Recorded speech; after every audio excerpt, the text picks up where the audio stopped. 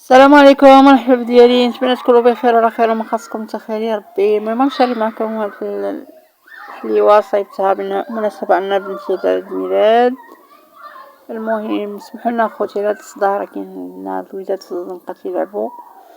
المهم كتجي زويونه ولذيذه بزاف وان شاء الله غنشاركها معكم في هاد الفيديو الطريقه كيفاش صايبتها. وصايبتها لبنتي، بنت عندها عيد ميلاد اليوم، فرحها شويه لان الوليدات كيبقى داكشي اللي شافو كيبقاو مخلوع داكشي نفرحهم شويه.